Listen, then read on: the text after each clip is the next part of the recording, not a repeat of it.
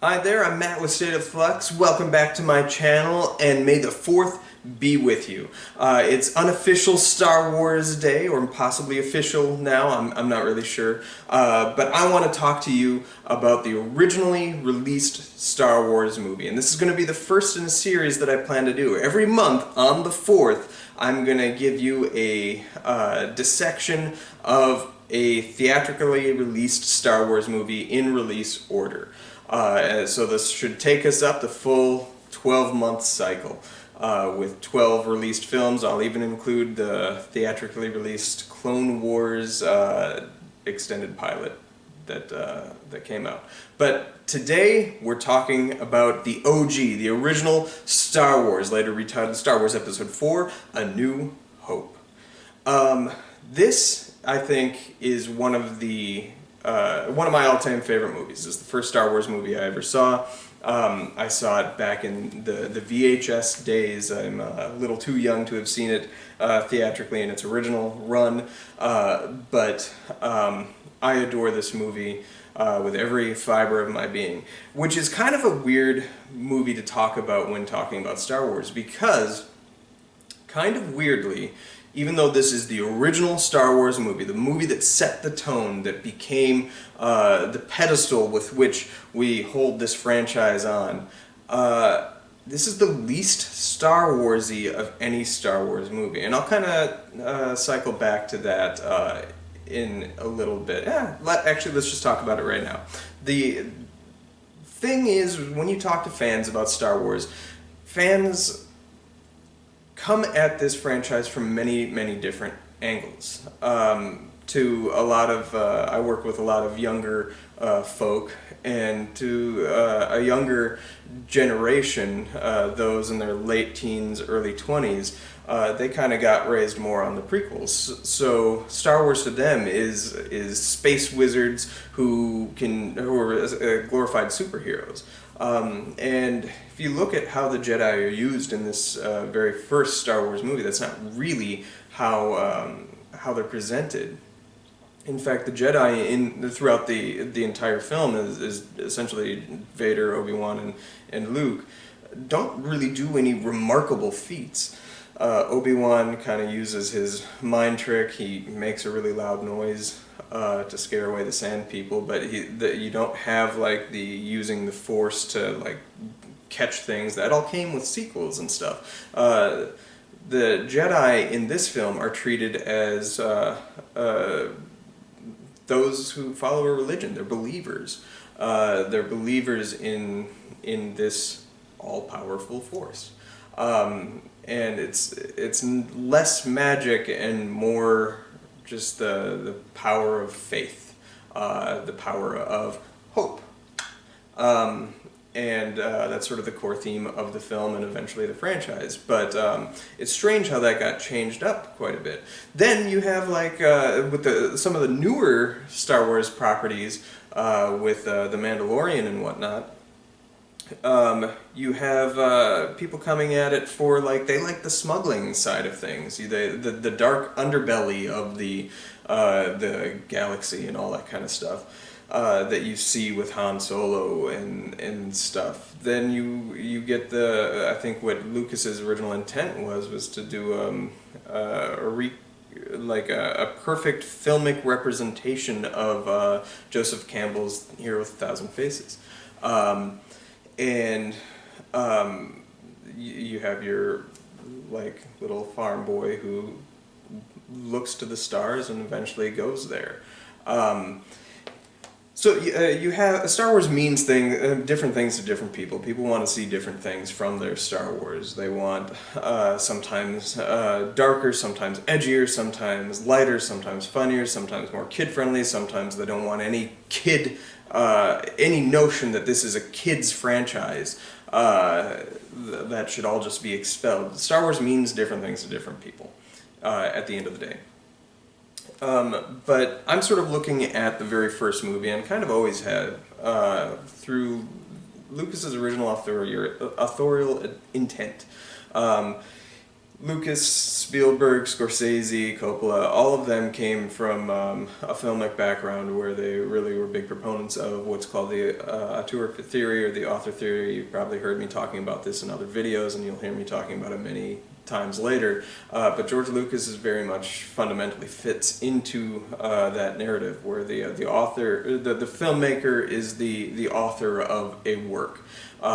Everything is funneled through him, and it's his voice.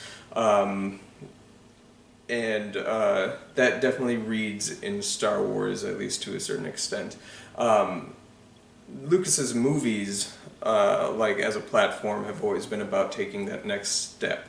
The entirety of THX 1138 is about the main character, like his journey to take the next step. Same thing with, like that's the whole crux of what American Graffiti, which I think is George Lucas's best film, is about. Star Wars takes it a step further. The first sort of act of Luke's journey in this film is, I have this next step I want to take, but unlike his other two movies, that kind of ends with him taking the step, this one, you find out what happens next. And so that's sort of like a core theme in Lucas's work, and that definitely reads through in this film, and very much follows his voice, his philosophies. Lucas is definitely the architect of Star Wars, and I think a lot of the better Star Wars movies are the ones that had his firm involvement in it, which was at one time a very controversial notion and now is becoming less so.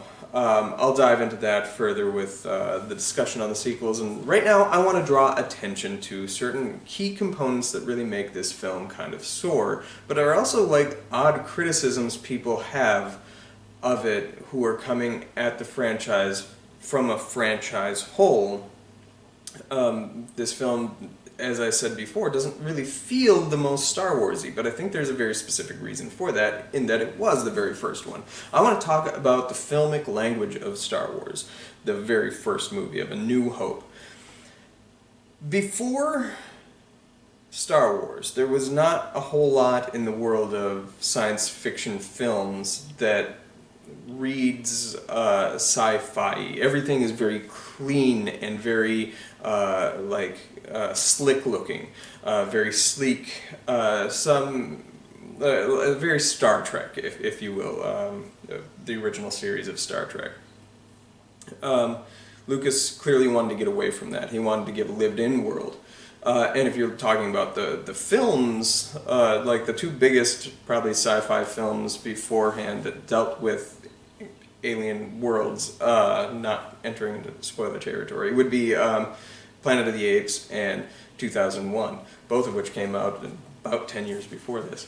And even those like alien worlds that they're presenting are presented to you through kind of what you know.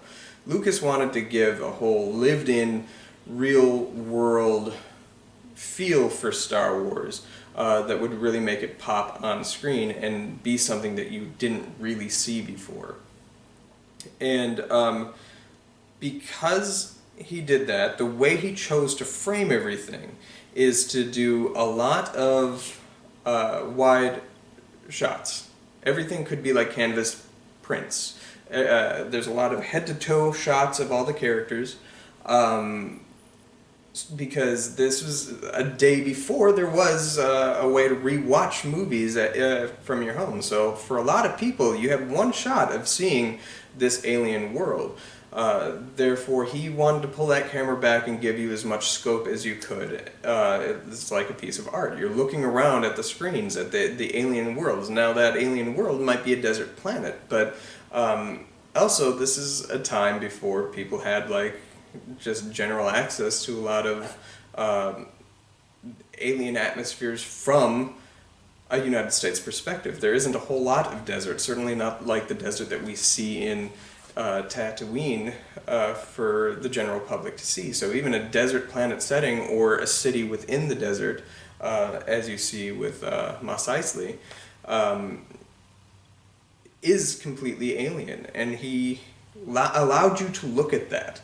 And like, there's very few close-ups in the film to show you characters. The camera is pulled back the whole time, so you can search every angle of what's going on in the frame to really like soak it all in. Nobody had seen anything like this, and that was a very smart technique. The problem with that in a historical context now is that everybody's been indoctrinated to all things Star Wars. You don't even have to have seen a movie to know what these characters look like, who they are, where they come from.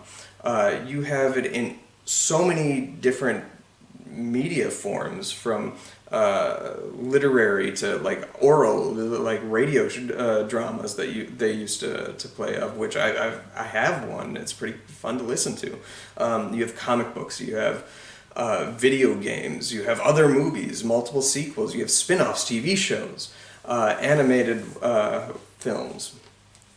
So all of those have, like, for want of a better word, improved upon the visual language of that first Star Wars movie, because you're already familiar with it, so you don't need to have a pulled-back camera. You can have a more lived-in experience with tighter framing and more interesting camera work that make this film ultimately look a little bland by comparison.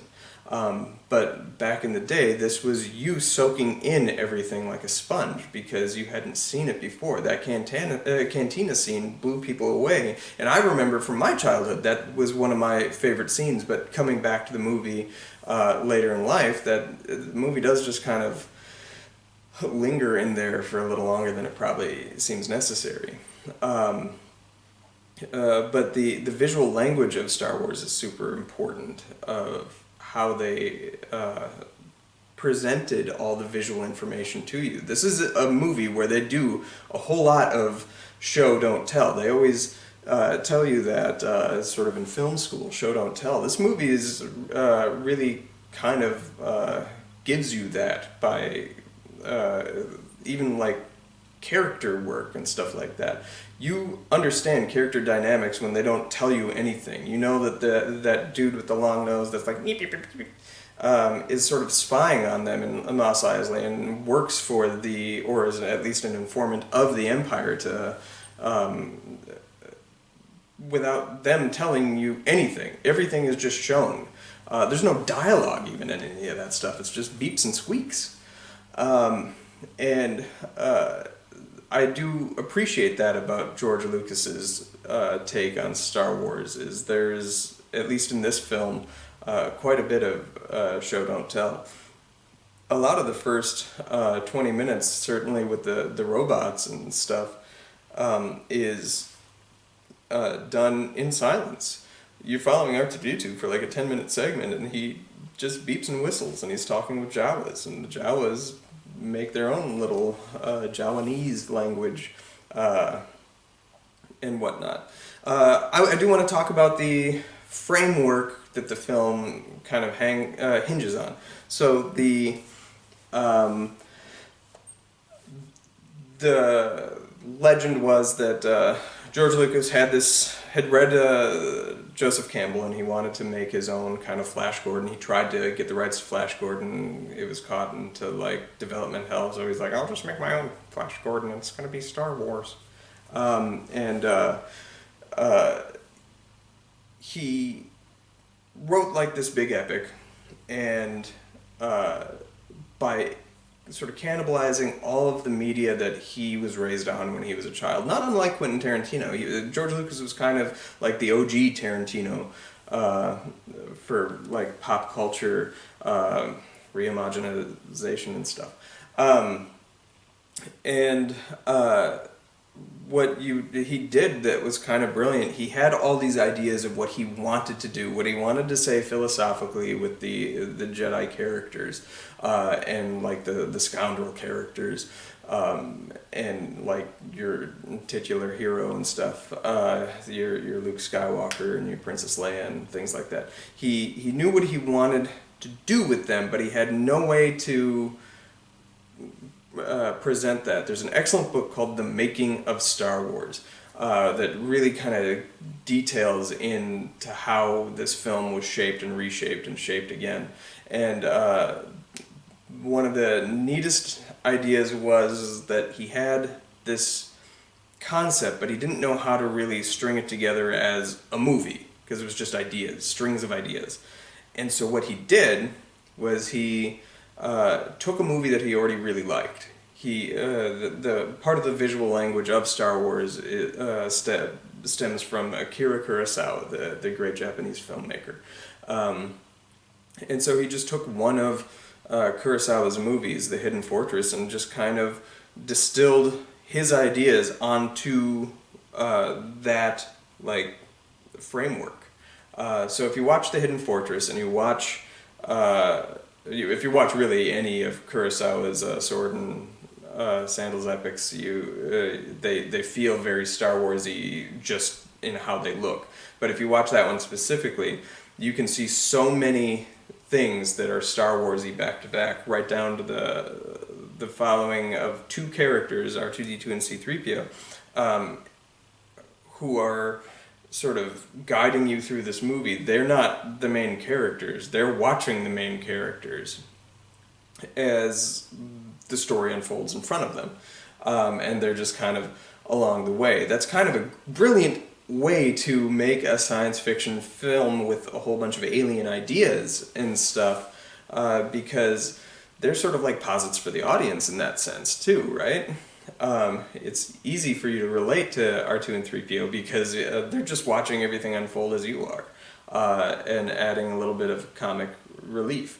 I do really like the idea of doing that with R2 and 3PO as well, because not only was Lucas taking elements of Flash Gordon, Flash Pulp, the Jedi Geki swordplay films of Kurosawa, he was also taking bits and pieces of mythology from multiple different cultures, and in a lot of mythological stories, you have the role of the narrator. So C-3PO and R2-D2 are the narrator for Star Wars, and if you watch many of them, you can argue that is their function in the 9-part franchise, but certainly in the trilogy, the first two, most especially, they're in almost every single scene to some capacity. So they're just kind of reporting back to you, and I think that was ultimately what he wanted to do, was have the whole story was told from R2's perspective. He mentioned that in one of his making of books, I believe in the making of Star Wars. That's really cool, and something that I really appreciated. I also, the characters here are fantastic. It's interesting how people come at Star Wars from when they see it. When I saw the movie when I was 5, my favorite character was Darth Vader, just because aesthetically he is really cool. I'm wearing a Darth Vader shirt right now. Aesthetically, that is the coolest looking villain I think we've ever been presented. I think that probably stands to this day, and it'll stand for a long time. He's just fascinating. In my 5-year-old self, that's the character I got drawn to, just purely aesthetically. He was B.A. For those not in the know, that stands for badass. When I was a little older, I liked sort of the Luke character, just because he's the main dude, but my relationship with Luke was never like super strong. As a teenager, you're obsessed with the Han Solo character, because right, who doesn't want to be, especially in their high school days, Han Solo? He might not always say the right thing, but he always says the damn coolest thing. And Solo's just phenomenal. Harrison Ford brings so much to it. I'll touch on the acting in a minute or two here. And then my college years, and as it stands now, my favorite characters are Leia and Luke. because those are the ones that sort of go on a really interesting, complex character journey. Leia is fascinating in this movie, and a lot of that has to do with George creating like this empowered character that is really holds her own agency in this film, even though she's playing the role of the damsel in distress. You never really feel her in distress. In fact, in the brilliant scene of them going to rescue her, she's the one that rescues her rescuers. And that's an inspired bit of work. But Gloria Katz should get a lot of credit as well. She shaped the dialogue uncredited for Princess Leia. And she was one of the co-authors of American Graffiti, and later I think she wrote Indiana Jones and the Temple of Doom, amongst other works for Lucasfilm. But she gets a lot of credit for that first movie with Princess Leia. Princess Leia is at her best in that this first film. I think she has exceptional moments throughout the rest of the franchise, including possibly even my very favorite moment later on in one of the latter films. But her in this film has so much spunk and energy and a fierce force to be reckoned with, while also playing vulnerable and incredibly intelligent. And it's she's the most inspiring character of the whole bunch. And I felt that when I was younger, I feel that to this day. And then Luke goes on an epic character journey. One of the great things to look for character is to see how a character is different at the beginning of the movie and at the end of the movie. A character should grow and change in every narrative. The Luke in the beginning of this movie and the end of this movie is a different Luke. The Luke in the beginning of this movie and Empire, and then subsequently Jedi and Jedi again, is a different Luke each time. Watching that character grow and change, but feel consistent throughout, is so impressive to me. So, as a post-Star Wars has all happened, all 9 movies are done, the arc is over, Luke's character is super impressive to me, especially given hindsight. And I'll touch on that in later films. But yeah, the characters are great, and then having this wonderful side characters. Chewie is a fascinating character, Chewbacca, because it's easy to just write that performance off. He's there, he's cute and cuddly and fun, but there's like a performance to his movements that you don't get in some of the later Star Wars movies where Peter Mayhew did not play him. He created a genuine character that you are drawn to and attached to, and it's a voiceless performance. It's entirely through movement and the affection that he gives to the characters around him, and the affection Han gives to him in this movie, and whatnot. I mentioned 3PO and R2 sort of rounding them out. You have the great villain in Peter Cushing. The character work is pretty slight. It's not like super complex writing. It's simple. Star Wars is by design very simple and meant to be digested. Certainly if you read that making of Star Wars, it was definitely always meant to be ingested by a younger audience. I know a lot of people refute that and they don't want Star Wars to be aimed for children, but he was making a fantasy epic for all ages. All ages includes young people, and that is who's likely buying the tickets. But Peter Cushing is great playing against type as a Grand Moff Tarkin. He's always the sort of likable or the more sympathetic character in like the Hammer horror films where he became most well known. He plays the heavy. He's the villain in this, more so than Vader. Vader is sort of like the sidekick to him. He's the physical threat, but Cushing is the authoritative threat, the one that blows up a whole planet, and whatnot. I want to talk about the main 3, Luke, Han, Leia, and the excellent performances they give. Mark Hamill is great in this movie, unappreciatedly great in this movie. He doesn't. I don't think people sort of sing his praises and didn't sing his praises of quality in that original trilogy until you go back and look at him. I think he gives. Ultimately, by the end of the franchise, he will give the greatest performance of the whole franchise. I'll touch on that later. But he's so good in this as being that earnest farm boy who just wants to take that next step but is petrified to do so, has no motivating factor to do so until he is thrust into a point where he takes that next step. Han Solo, Harrison Ford just embodies that character, and I know he kind of resists sort of admitting it, but he is Han Solo. That is his personality. Very just dismissive about the people around him, the things, but there's genuine heart there, and you can sense that in him, and he's great in the movie. And Carrie Fisher is the perfect bold embodiment of the princess, and she is a highlight whenever she's on screen, especially in this movie. That battle in the hallway when they're rescuing her, she is so on fire with her landing of humor and just the energy she brings to it. And then there's Alec Guinness as Obi-Wan, the wise sage old master, and he gives such a lovely performance.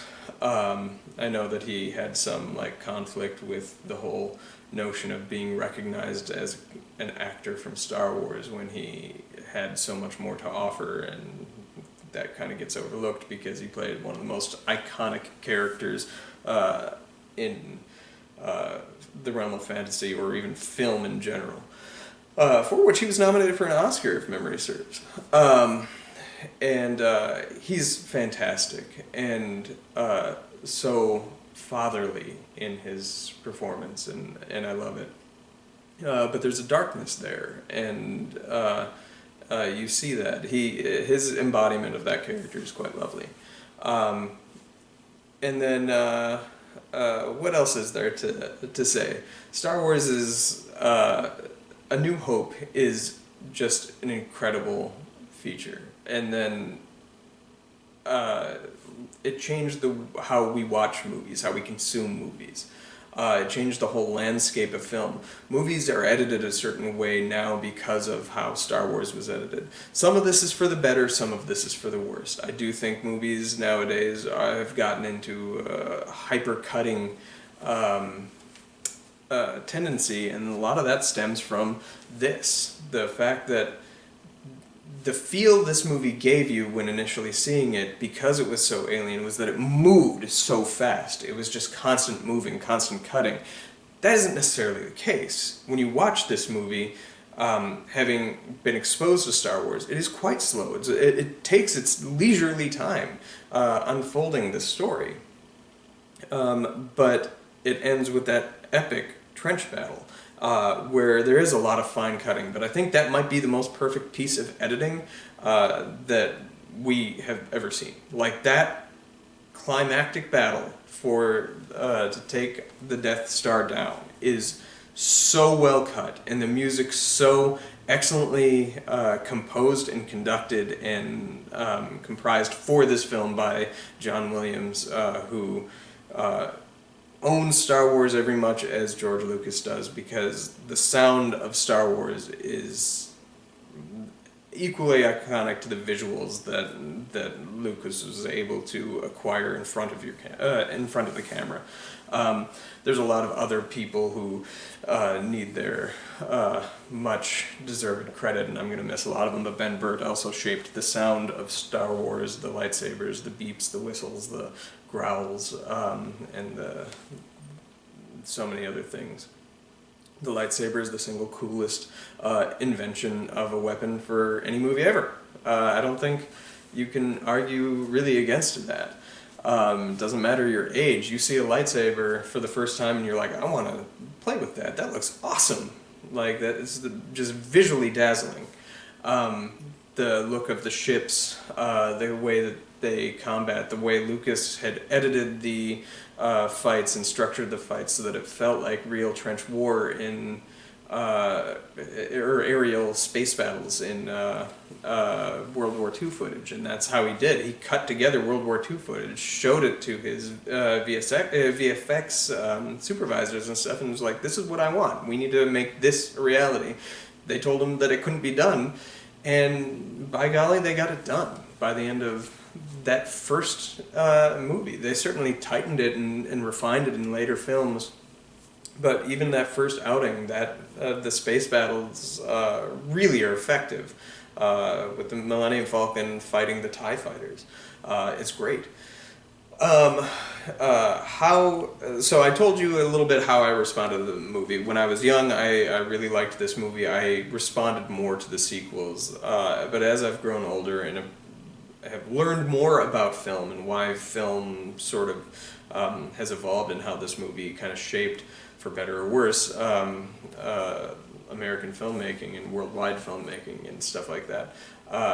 I come back to this one more and more, and I see that this movie is like the ideal, the quality of Star Wars. In a lot of ways, this is the best Star Wars movie. They hit a grand slam with that first outing. This is the one that I showed my daughter for the first time. When I introduced her to Star Wars, I started with this movie. I toyed with doing like chronological, but this was the first one that she watched, and I asked for what she thought of it. She was 4 when I introduced it to her. And her review of the movie is quite adorable. She really liked it. She liked R2 and she liked Chewbacca. She really liked Princess Leia. She thought she was really cool. She thought Han Solo was mean, but was glad that he became nice at the end. She was completely indifferent to Luke. And she was really mad at Darth Vader because he cut that old man in half, was what she said. Pretty adorable. But her favorite character, her takeaway with all of Star Wars was her favorite character was Wedge. Wedge Antilles, who's like a mere cameo in this film, but that was her big takeaway. I'll let you know what she thought. I've shown her the first 6. I'll let you know what she thought for each one sort of here at the end. So that's a 4-year-old's review. Excellent movie. Doesn't like old man getting cut in half. And Wedge is the star. But after watching all 6 of them, I asked her what her favorite one was, and she says this one, the very first Star Wars, the one that exposed her to this world. And that's sort of telling, even that all that time later and with dazzling special effects as they can get to be, this is the one that even as a young child's eye, your eye's kind of drawn to it. Yeah, so anyway, those are sort of my thoughts. May the 4th be with you. What is your favorite Star Wars movie? What is your favorite moment in this movie? There's many I didn't talk about. There's so many great pieces of dialogue, so many great, which is weird to compliment dialogue in a George Lucas movie, but there's so many iconic moments and so many great pieces of uses of language in this film that, again, kind of show don't tell. Lucas just buzzes past things, and you're like just feel windswept with some of the dialogue. With all the thousands of books that came out afterwards, they were able to explain all these things away, so that this movie is like weighted down by knowledge of it. But at the time, there was no knowledge. But anyway, so I am babbling once more. What is your favorite moment in this first Star Wars movie? For me, it's that moment where Leia rescues the rescuers, and the brilliance of that whole Death Star sequence with there's a problem. The Millennium Falcon is captured. they need to go into hiding. They are hiding in stormtrooper suits. They're hiding in a room. They need to release the tractor beam so they can escape, but they find out that the princess is there. So then they go to rescue the princess, but then they get trapped, and the princess needs to rescue them, and then they're going into the trash chute, and then there's a monster in the trash chute, and then the monster disappears because the walls are closing in, and then 3PO and R2 need to unlock the crushing, and then they get out, and then they see that Vader and Obi-Wan are having a battle, and then Obi-Wan dies, but at the moment allows for the moment of distraction so that they can escape, and then they escape, and then they have the TIE fighters. It's brilliant use of and then storytelling. Build a problem on top of a problem. That is what really works well for me. That is my favorite section of Star Wars. What is yours? And mention that in the comments below. There you have. Bye.